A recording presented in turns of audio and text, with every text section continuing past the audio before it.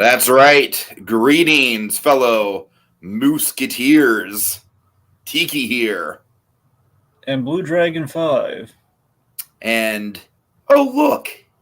It's our second stop on our little road trip that we're doing throughout the month of August, talking about some vacation episodes.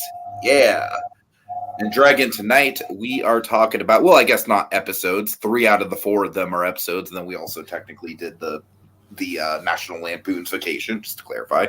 So, Dragon, tonight we are talking Dinosaurs, variations on a theme park. This is a late season 4 episode. This is like one of the like on the show's last run, and I got to tell you, man, this episode really hit the nail on the head.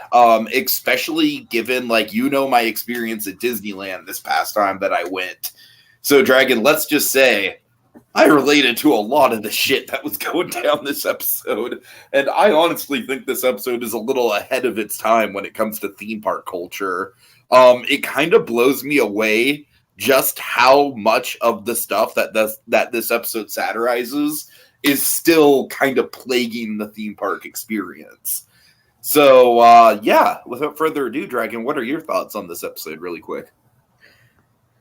Yeah, well, I love Dinosaurs. I think it's brilliant. I've binged through it twice, and I way back when it was finally added in full to Disney Plus, and I'm ahead of reviews for all of it. And even season 4, where you think things be winding down, there's still episodes like this. They're hitting it out of the ballpark in terms of not to mention the finale too.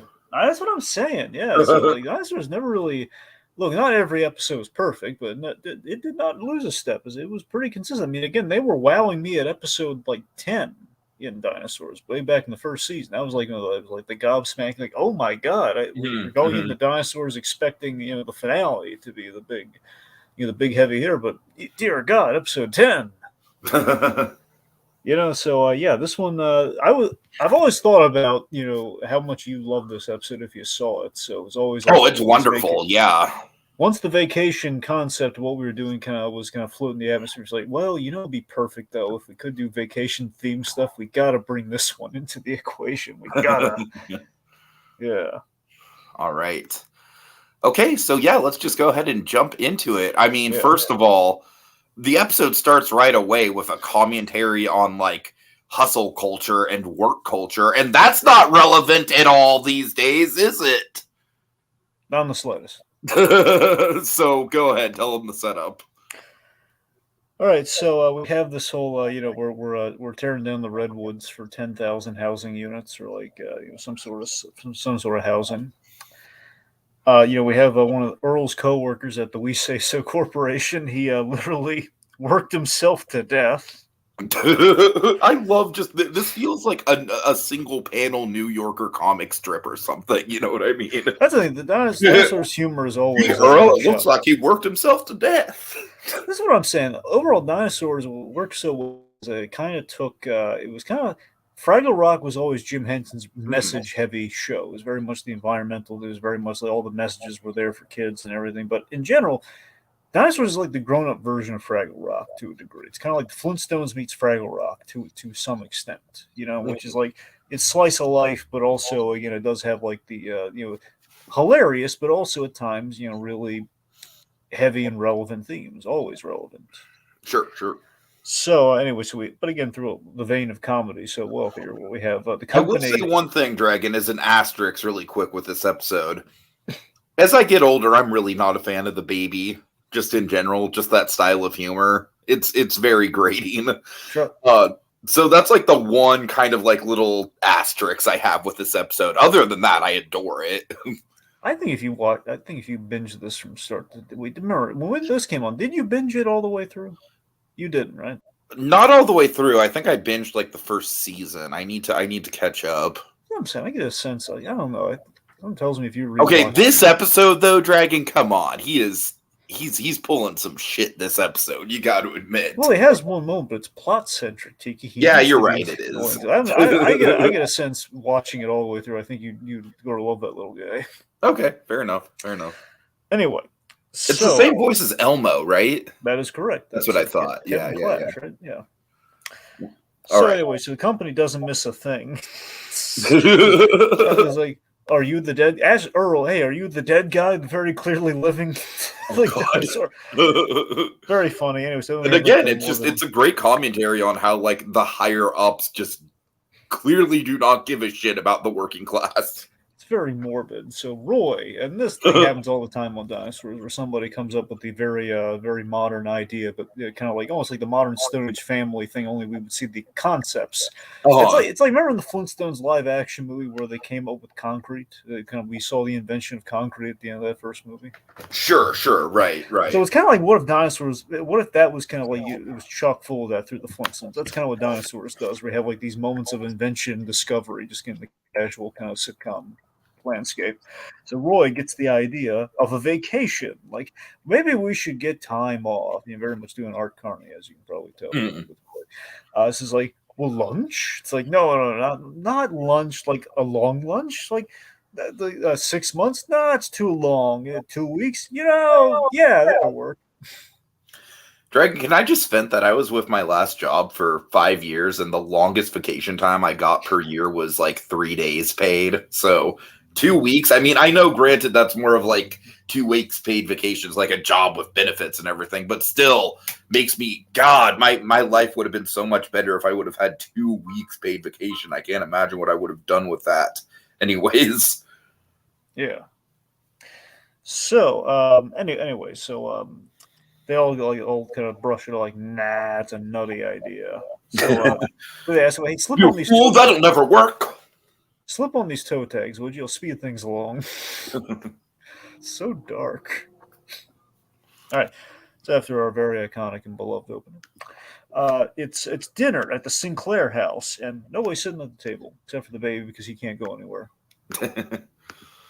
Yeah, I mean, and once again, I mean, this kind of feels like you know that if this episode was done in modern day, the kids would be on their phones. You know that's how they would absolutely. Anyway, so the kids are, like they're off, they're heading out of the house and everything. Charlene's coming back, and it's this thing where like, they keep taking the food off Earl's plate, which is funny. Does Charlene ever get anything to do? Because she kind of seems like a nothing burger of a character. No, she gets stuff to do. I mean, she's she's a couple big episodes. I know they kind of mock that the whole like kind of a nothing bird, but then she gets stuff to do. So she has an episode where she discovers that the Earth is not flat. Oh dear! Oh God! I think there was a really great episode in which she's the one testing, like, no, it doesn't make any sense. The Earth can't be flat. No, it's really great. Anyway. So let's see, but she does start off pretty Anyway, so we have this gag where Charlene shows up and she essentially is like, I've already ate. Oh, okay, I'll do. She says he already ate, and she takes the food off the plate. God. All right. So let's see. So then the baby. What about? Well, at least we have you. And the baby says he already ate. He ate furniture. You're not gonna like it. What is it? Furniture, maybe. Anyway, so then Earl coming in with like, this is why we don't need a pet. Yeah. All right, really quick, we got Warp Monarch in the comments. Dinosaurs, a parody of The Simpsons, which is a parody of family shows. Indeed. Yeah. Hope you're doing well tonight, Warp Monarch. Happy to have you. All right. Let's see. So DNN, Dinosaur News Network. Basically exposits, as they tend to do. Howard Hand Up Me, I believe, was the news anchor. That is legitimately like one of the all-time great character names. I love it so much. We do have a really great meta joke later in this, but Howard Hand Up Me was always the omnipresent meta joke where we have this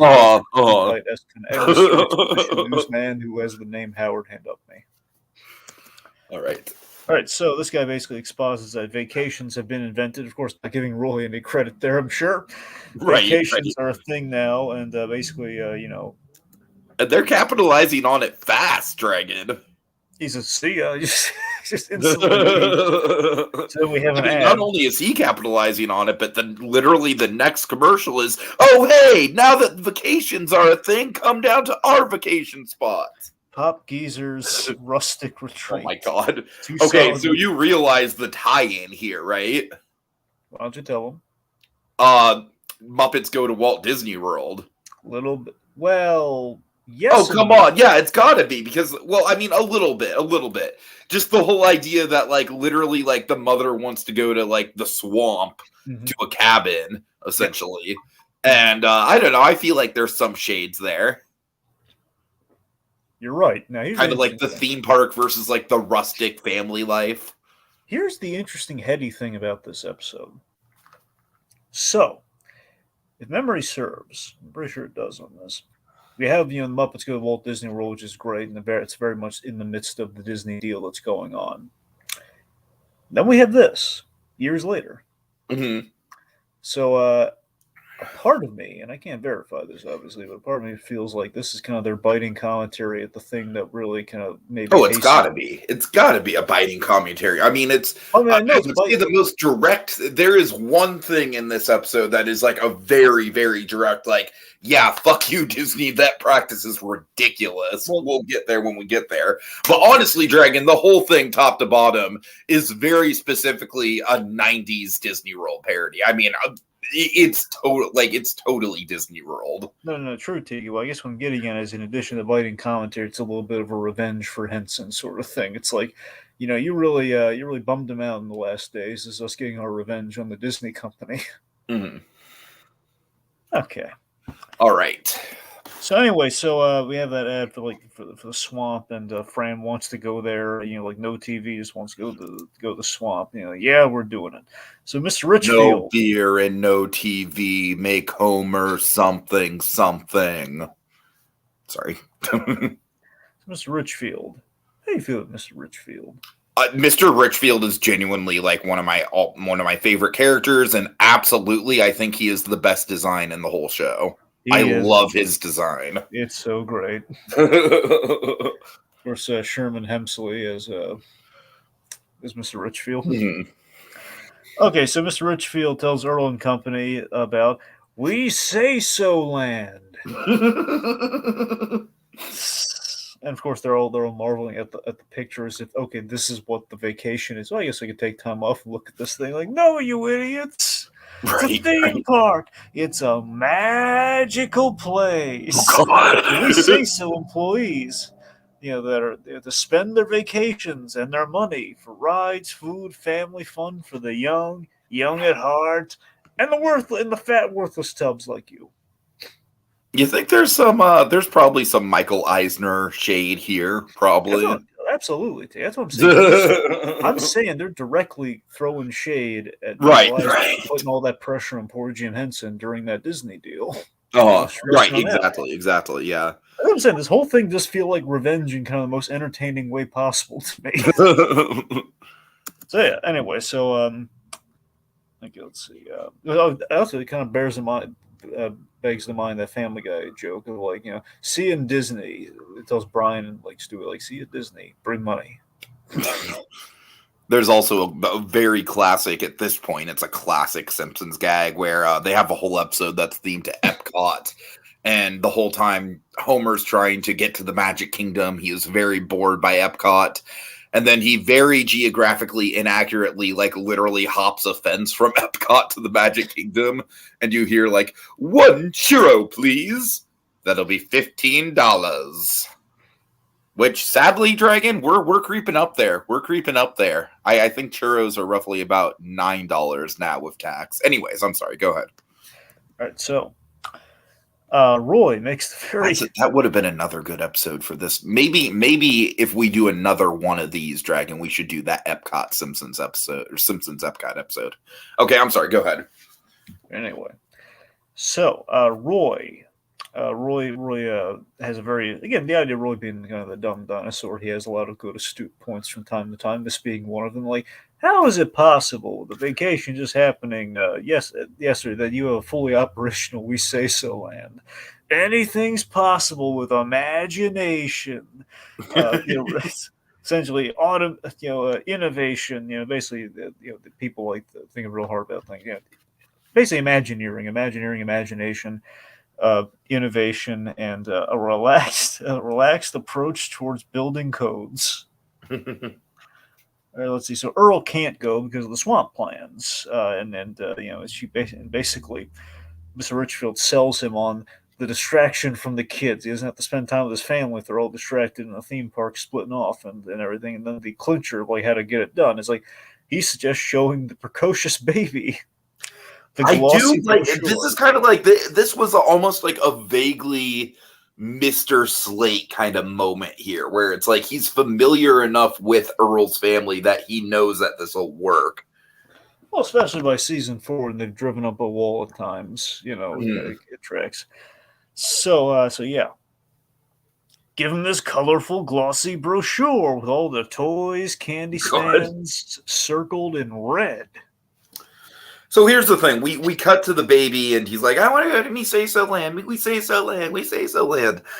Dragon, I like the gag, okay? I just want to emphasize, like, I like the gag. I like the setup. All due respect to Kevin Clash, God bless him, but it's just, the voice is just very, very grating when it's like repetitive like that. I don't know. It's like I understand the setup and everything. It's just it did get under my skin a little bit, and I guess it's supposed to get under your skin. Yeah, that's the thing. You're in the parent skins right now. Sure. So, Fran being very diplomatic here says, "Honey, may I say something? We will go to We Say So Land next year," which is the smart play. Because either it's going to go belly up like it logically would, or it'll actually, like most Disney things, it's going to take a year before anything actually gets done there. A year, Dragon? All right, fine. A year? Let me ask you this: Did you see how long it took for them to build Tron? Let me ask you this: 90s era Disney, with everything under construction. To be fair, I think that was probably a much quicker time span. You're probably right. There you go. Okay, I'm sure projects probably could get done in a year back then. Modern Disney. Nowadays, it's ridiculous. Nowadays, it's like, yeah, we're gonna build the Adventureland treehouse again. Eventually, we're gonna open the Moana walkthrough at Epcot. Eventually, sometime in 2023, maybe. All right, I'm done. Wait, you want floating platforms in Animal Kingdom? What are you, nuts? Well, to be fair, they did that. That is pretty kick-ass, the way they did that. All right. I'm just saying it's like the approach to Imagineering. Like, oh god, like you want the impossible here, man. It's going to take forever to do that. That honestly, Dragon, that was the last Joe Rohde project before he retired, and I think it is the last great Imagineering project. Honestly, no, it is great. I'm just saying that sometimes the great stuff takes time. Is all. Sure. All right. So, okay, let's see. So she makes the smart play here. Like, we'll go next year, but that won't. That doesn't really change things for him at all. There, he just keeps chanting and chanting. Oh, we say so, land, and we cut to the baby chanting until. I think it's a really good edit. We cut from like the demanding chant to the satisfied chant. Yep, all the way right there. How are you happy now? And he looks. I love the timing on this. Looks at the brochure, then looks up at the exterior gate and everything. Thank you, Mama. That's all they get. That's all they get. That's the reward. I love that they're all in Hawaiian shirts. By the way, at least Earl's more. I guess more accurately, I like that Earl's in a Hawaiian shirt. Very nice. Well, basically, they're all in. Like, are they? Pretty much everyone in the park, I think, is in a Hawaiian shirt. At least all the guests, because Roy is also very much in a Hawaiian shirt. Well, Roy's always in a Hawaiian shirt. That's a fair point. My question is, do you remember if Charlene and Robbie were in Hawaiian shirts or no? I can actually look right now. If they were, then they. Yeah, I think they are. They are. Oh, well, there you go. Then. Okay, so they're on Hawaiian shirts. Well, actually, no, they're not. Well, let me just retract that point. But yeah. No, it's just like Charlene's sweater. It was colorful, but it is not Hawaiian. Okay, the point being, most of them are in Hawaiian shirts and nice. Okay, so Fran is upset with Earl because she knows this was his doing, and she's justifiably upset. And Earl says, like, Fran, when will it be clear to you that this family doesn't? What if this family doesn't want to be in each other's lives? Doesn't want to come together? And then the kids are, we see okay, kids, we get separated. Find your own way home. And so, Dragon, we get the reveal. We get the grand reveal, epic shot. The establishing shot. I'm sorry, that was the word I was looking for. Well, first, we meet the mascot, Tiki. Oh yes, you're right. We have to go over We're that. getting to the big money show. Well, the literal big money show. So Moolah the cash cow. So let's talk about Moolah. That's amazing. That's an amazing name. So one, I love that it makes sense for like a world of dinosaurs. Your mascot would be something kind of like, and you can't use Mickey Mouse, obviously, and you can't use like Bugs Bunny. What are you gonna get? Well, it's going to be an animal of some kind. It's going to have kind of a cartoony look about it, and it's going to be something that would definitely be out of place, but also prey to the dinosaurs. It would be like a cow, like cartoony enough, like it exists probably, but not something you'd see every day, let alone in that sentient form. Sure. And calling it Moolah and the cash, it's just perfect. It's the best barb they could ever throw at Disney. Moolah the cash cow. I'm right. So, and I also just love just the logic of, like just the head trip of like, obviously there's not like an actual dinosaur puppet inside of this other puppet, but your mind's eye kind of makes you think that there is. You know what I mean? Oh yeah. So I'm utterly delighted to see you. It's just what's a clever mascot. And this is just perfect. The baby freaks out like most babies would. I imagine on the first trip to Disney, if they were too young to enjoy it, it would be like, oh god, they're seeing these giant mascoted creatures coming at them. And it's so funny because all that fuss and all, I want to go we say so, and he gets freaked out just by he's afraid of Nikki essentially. He's afraid of Moolah. All right, so Earl buys the admission. He's buying like a 2-week, deluxe package, which entitles him to a 1% discount. Yep, that sounds pretty spot on. Yeah, sadly true. That is very spot on. Anyway, so also, Dragon, the Disney dollars of it all. I feel like that is single-handedly the most direct, like line of attack at Disney that this episode has. Now, were Disney dollars big in the 90s? Oh, yes. Okay, that's good. I was wondering if it was an 80s thing or it was a 90s thing. I'm sure it probably started in the 80s, but they were very popular in the 90s. Yeah. But Disney dollars, I mean, can we just take, just a moment to just ask, what the hell was up with them? Do you remember Donald's Deals? No. As I'm pretty sure it was, I don't think it was Donald's Deals. I think it was Donald's Deals. Essentially, Scott Snyder, the one of the best Batman writers. I love that man. I told you this before. Scott Snyder was a cast member at Disney, and he basically, when you're a cast member at Disney, at the very least at the point in time he was there, which is circa late 80s, early 90s. I'm pretty sure it was early 90s, like 91. Well, just point me in the 90s. He. Essentially, when you're a cast member, you get these deals to live on, almost like vouchers and stuff. We're not giving you. It's like somewhat they're like, right. No, I know what you're talking about. Yeah. So they're called Donald's Deals. Oh, that's crazy. Oh, that is very cult-like, Dragon. So every time but that's the thing. You had to have intervention to get him out of it. Seriously, he was going to go to Hong Kong Disney. He was being so enamored. Like, hey, listen, if you go to Hong Kong Disney, you get to be out of the costume because you're tall enough to be Prince Charming over there. Oh no. You remember which character Scott Snyder was, don't you?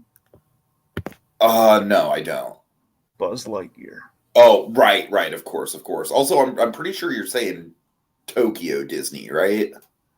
Did I say Hong Kong? Yes, you said Hong Kong. I gotta be honest. Hong Kong wasn't. Well, Hong Kong Disney wasn't built until the 2010s. So there you go. Sorry, I meant. Yeah.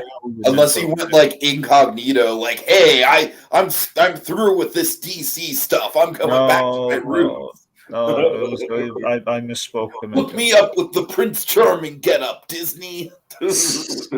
Right. Oh god. Anyway. Point being, he was Buzz Lightyear. Okay. All right, Work Monarch, just to point it out, Earl is annoying, but intentionally annoying. Earl deep down knows his life sucks thanks to people like Richfield, but he's buried in insecurities and desperate for acknowledgement. Mm-hmm. And we know soon his desperations would ultimately lead to that episode. Bum, bum, bum. All right. All right, so Okay. Earl, you go on. Go ahead. So Earl, we get the Disney dollars of it all here. Earl trades in his trading your cash for the what is it? Moo bucks? Is it moo money? Moo money. Oh God, give me all your moo money. Give me all that moo money. But then, of course, the thing that like goes beyond Disney and stupidity here is just the idea of like you can't use moo money to basically pay for anything in the park. Exactly. You can only use it apparently to get ride tickets. That's all. Right. Like, so essentially, it's like you use anywhere in the park except for food, merchandise, and emergency medical treatment.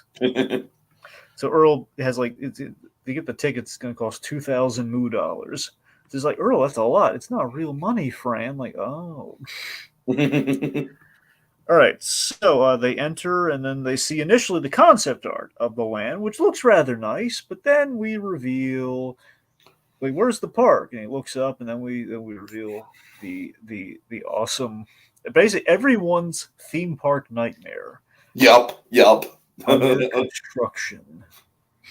Although, to be fair, if I was given the opportunity to fly to Orlando just to tour the Epic Universe construction site as it stands right now, I would totally do it. Wait, really? You would do that? Absolutely. Sounds a little sad, don't you think?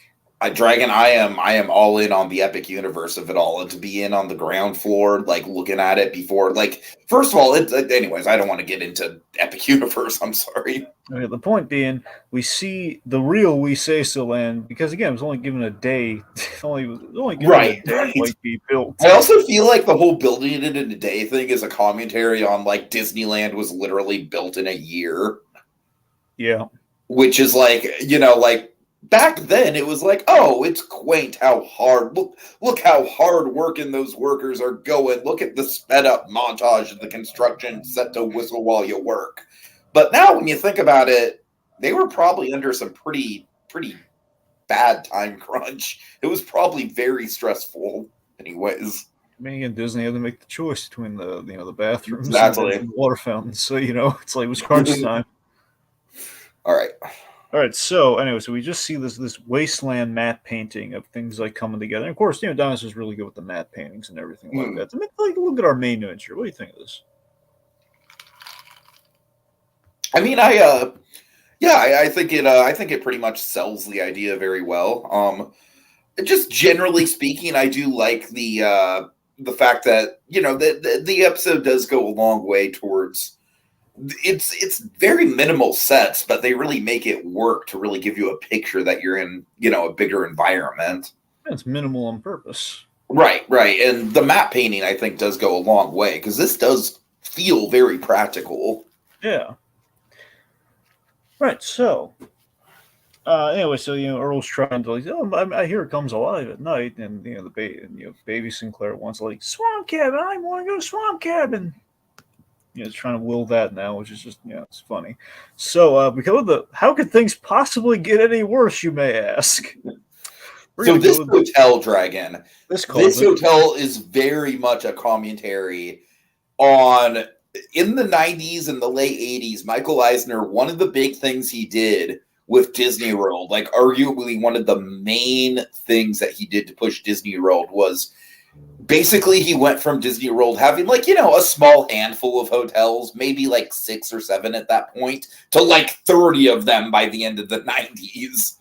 So, and of course, all those hotels were hyper themed inside and out. The rooms were probably more themed than they were comfortable.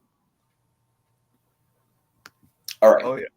And of course, this kind of called where we were going direction-wise with maybe Disney hotels not living up to their fullest potential. Well, I mean, obviously, the Galactic Star Cruiser is the ultimate realization of that. That's what I was mainly alluding to. But Right. Anyway, so we see cow prints everywhere. It's a small room. We have the fridge. So you open the fridge, and this is, I think, the funniest gag in the whole thing. You open the fridge, just every second it's open. You've just spent $5.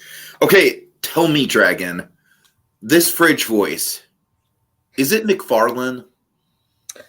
I highly doubt it. It sounds so much like Brian Griffin, though. I didn't look into it, but You know what I'm saying, though, right? I mean, I never didn't cross my mind. Go back and listen to it again when you get a chance. It sounds just like Brian Griffin. I mean, Tiki, I'll do it, but I mean, I'd say I got 6 cents for McFarlane. I did not detect any McFarlane in that scene. Okay, fair enough. All right. Anyways, the point. Also, the resort TV, just the idea that like every channel is literally just promotion for Disney. Although I will say, Dragon, and one thing that I would actually like to cover one day, those Timon and Pumbaa safety videos just slap, man. They just slap. They're awesome. Right. Anyway, so this is great. Things. The room is like it's the most costly room you've ever stayed in. And apparently they're in the adventure suite. Tiki, what's the adventure in the adventure suite? I mean, it's mostly just a bunch of cow motifs, right? Well, no, it's sleeping, Tiki. The adventure is adventure in sleeping. Just the whole idea of like the bed just moves whenever you move on it. That's not going to get old at all. And they go for the phone. Every time you hold the phone, like you've just spent 20 cents. And it keeps going up 10 cents, 30 cents, 40 cents. No one used the phone or the fridge. And then we learn there's a pay toilet. Mm. God. Anyway, thankfully, Disney has not gotten to this point yet. Honestly, I would not be surprised if Disney started charging like bathroom fast passes. I don't know. Okay, no, we're almost there. We're maybe not fast passes, but like like a VIP bathroom or some shit. You know what I mean? Okay, look. To be fair, I mean, look. There's no way legally they can like charge or have like a thing at the bathroom like that. It can't ever happen. You don't know how bad the situation that the bathrooms at Disney parks are right now with the overcrowding, Dragon. It's pretty bad. All right. Anyways, I digress. Anyway, so we're using like the cow-shaped remote, and we put on Mr. Richfield as the spokesperson. I've been at like hotels and casinos, and they have this sort of thing where you stay at a hotel, they're going to have like a spokesperson. Like it's pretty standard fare for hotels, yeah. And I got to say, I really am a fan. It's a nice, authentic detail. Yeah. All right, so Mr. Richfield, the idea he's like on every channel, no matter where they go, he's just trying to sell like a different part of like the experience there.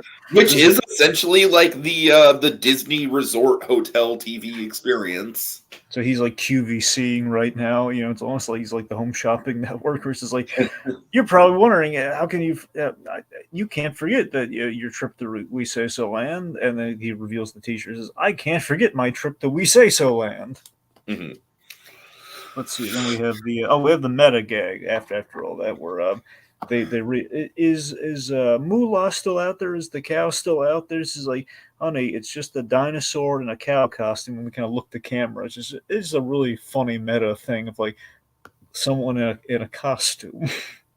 Right. I mean, that's like I kind of pointed out. It's like, you can kind of picture the puppet dinosaur inside of that costume, even though it's not really there, Yeah. The fact, usually their meta gags would be like for Simpsons comparisons. So this is like another kind of funny, like, yeah, we're puppets. We know it. Yeah. Uh-huh. We have a character named Howard Hand Up. We're aware. Okay, so let's see. So we'll meet. It was the next day. Earl says, okay, we'll meet back here in 2 weeks. Anyway, so Fran wants to do a family ride, which I can relate to. Dragon, I can relate to. I gotta say, at this point, like, I really do like when they have rides where that you can just go on and it's reliably, like, you don't have to worry about getting sick or whatever. I gotta tell you, I just went to the fair a couple nights ago. I don't think I can do those rides again.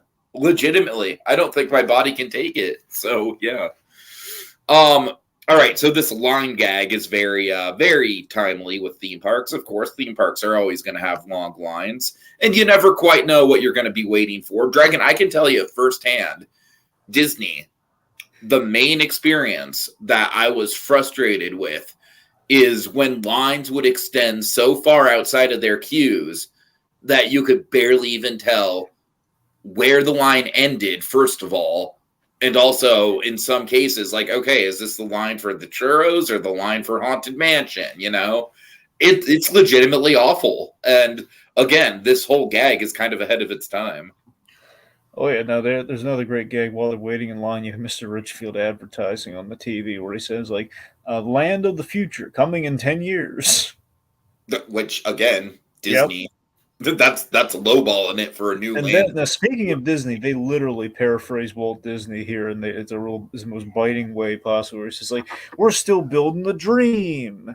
As you know, dinosaurs. So as long as dinosaurs have imagination and children have discretionary income, we say so, land. He's doing such a great job of incorporating that Michael Eisner trying to be the Uncle Walt figure, but insert montage of hello. Yep. Just have a barbershop quartet of Eisners. Hello. But yeah, so it's like, we say so, land will never be truly finished.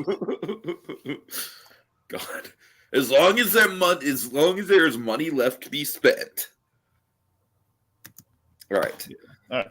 So then we have okay, so Robbie goes to ride Dr. Terror's twirling. Oh man, this, first of all, Dragon, again, with this episode being ahead of its time, Disney cast members used to love their jobs, Dragon. For a long time, Disney cast members were some of the most coveted roles. Nowadays, not so much. Nowadays, you can see the cracks starting to form at the seams, and I don't blame them at all.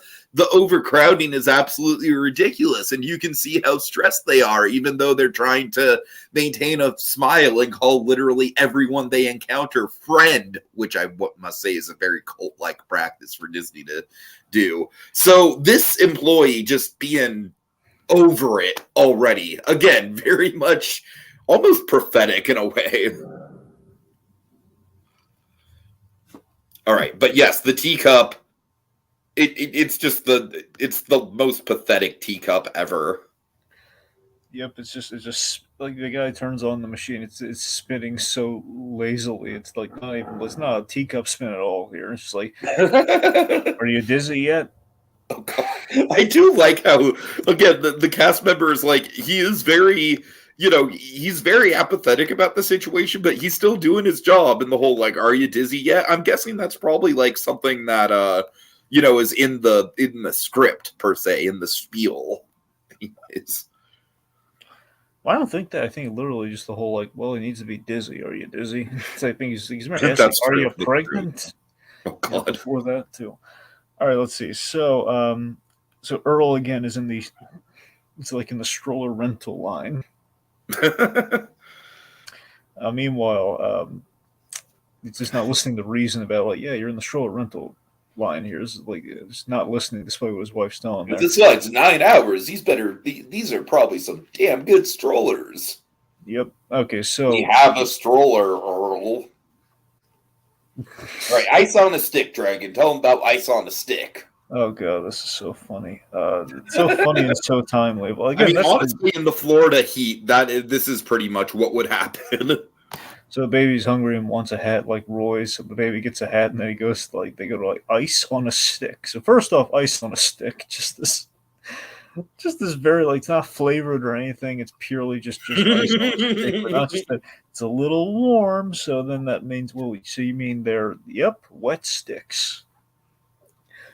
And Tiki, how much are the wet sticks? I believe $6, right? Yep, $6 for a wet stick. Which nowadays, Dragon, that is pretty much the price of a drink, like a water bottle or a soda is about $6. It's ridiculous. It is. It's highway robbery, especially in Florida, when no matter how much water you drink, you will always be dehydrated. True. It's true. That water is the true money pit of my Florida trips, Dragon. I swear to God. Another one. For real. For real. Oh God. Did you see This Is the End? The movie? Yeah. Yeah, with Seth Rogen and company. Okay, right? There's this moment where they retrieve the water, and then they have those jugs of water in the basement, and then they're toasting. Danny McBride goes up, Tries to get another glass of water. They all freak out. Like, what are you doing? I'm going to get another glass of water. All right. What does it look like I'm doing? We have to save that, you idiot. All right. I'm done. I just rewatched that movie recently. It holds up very well. Good, good.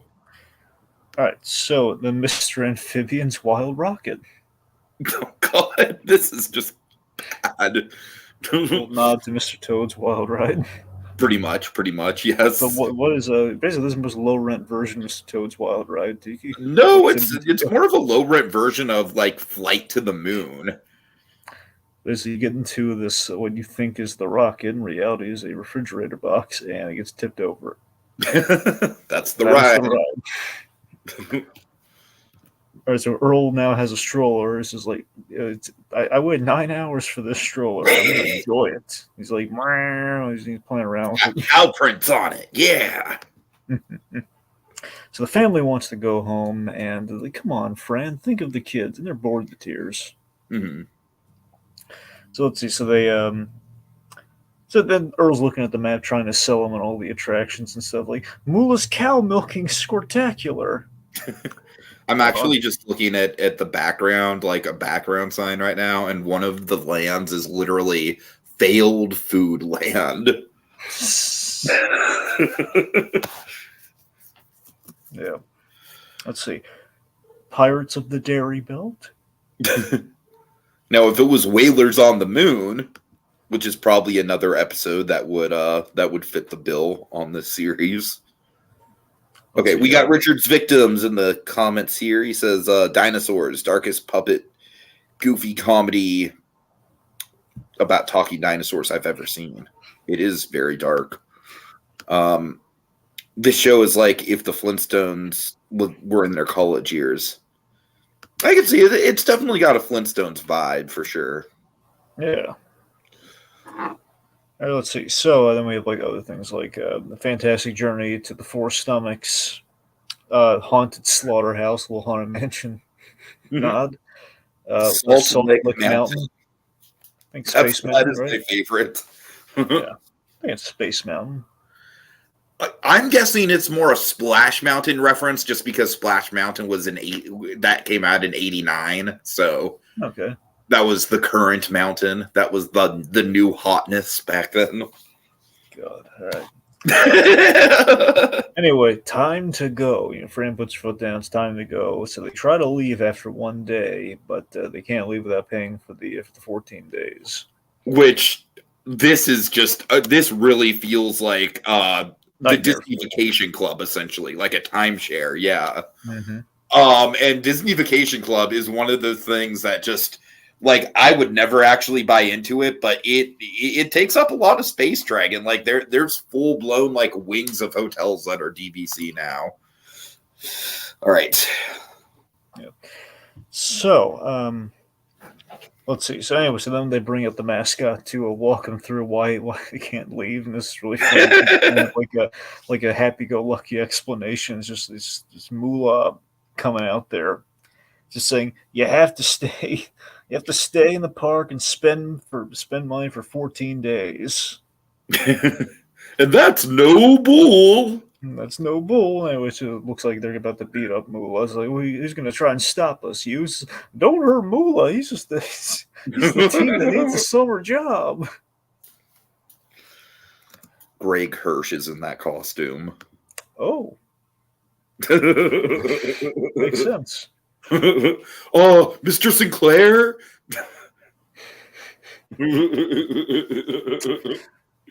All right. Anyway, so they basically get imprisoned in the park, which has an electrified gate. Like, says, oh, there's no line for this either. This is like, this is not a ride. This is not a ride. Bum bum bum. All right, so they're trapped in their hotel room. I do think this is a really good resolution to the episode and the themes and everything. It is. I was wondering if it was just going to be go to ad nauseum where they're going to be trapped in that park having to go. But we already kind of did all of our gags. It would have like petered Pretty out. much, yeah, exactly. Kind of clever on that here. Mm-hmm. It's also a nice cheat, so we don't have to explore more of build more park sets. So Fran's got a plan.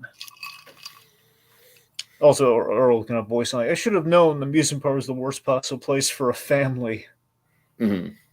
His friend's got a plan, that's not like, like tying sheets together or, like they're tunneling out like the baby suggests. It's like, we're not going to escape. They thought of everything. We're just going to stay here and bond. And, they're making jokes like, "Oh, were you ever a cruise director?" Like, what is this? Like, come on. So, yeah, we're going to tell jokes, stories, flashlight, make cavemen on the wall. I'm going to throw myself on the fence. They're initially they're very reluctant, but they kind of have no choice. It's like, well, like, what have we got to have fun with here? So I got a string, I got a bottle cap, I got an apple, got a furry apple core. Furry apple core. That's probably the best Kevin Clash delivery of the episode. A furry apple core. And Earl's got that stroller, so I know a game that's going to use all those things. And essentially, it's kind of like basically they made sort of like the the farm, the EIEIO, the the little animal spinner thing. Essentially, basically, get a little kind of roulette with that leads to animal impressions. So the family they're feeling relaxed. They had a good time with family after all the days of past year, and says all it took was complete lack of options of other alternatives. That is a great moral. God damn it. Yep. Can we come back next year again, going back to Disney for the worst possible reasons? Oh God.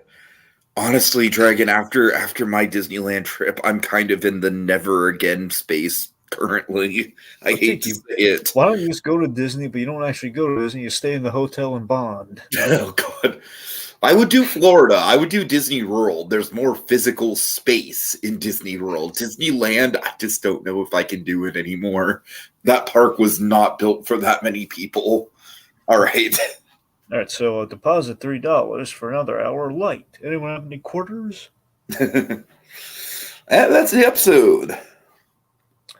Yeah. So yeah, I do think this is it's kind of funny because if you think about it, we're kind of building from the most cynical being Lampoon's Vacation, which is essentially just basically pure cynicism with about, I don't know, maybe like a 15-20% ratio of like, wholesome family bonding. And again, they are bonding in the park, but it's by literal gunpoint. Yeah, by gunpoint, like pulling the gun on poor John Candy.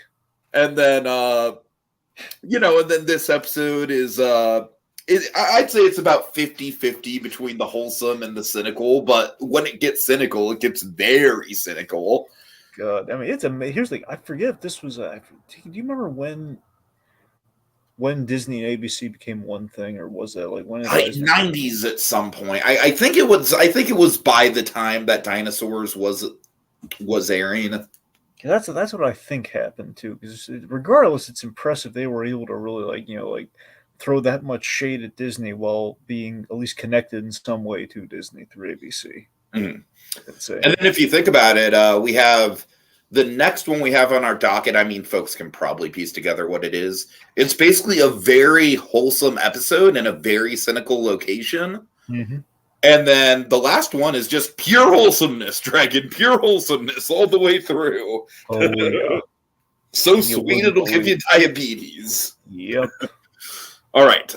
So any other final thoughts here? Because again, I love Dinosaurs. The show just brings me endless amounts of joy on rewatching. This is like one of those episodes where, man, this show is it was too clever for its own good. Good on you, Kirk Thatcher. Yeah. Yeah, it's ahead of its time. It really is. Most of the criticisms of theme park culture and corporate, the way that corporates gouge you is very accurate. Like, it can be applied to right now, sadly. So again, just Dinosaurs being ahead of its time in a show set way, way back. Indeed. All right. Well, I think that'll about do it. Richard's Victim says it's 50-50 between the wholesome and the cynical, but when it gets cynical, it gets really cynical. Isn't that a good way to describe the show as a whole? Yeah, for sure. All right, so big thanks to Richard's Victims and Warp Monarch for joining us in the comments. We will be back to discuss another vacation-related thing soon. Dragon, you guys got Phineas and Ferb Friday, as always. Look forward to that. And see y'all later. Have a good one. Moolah the cash cow.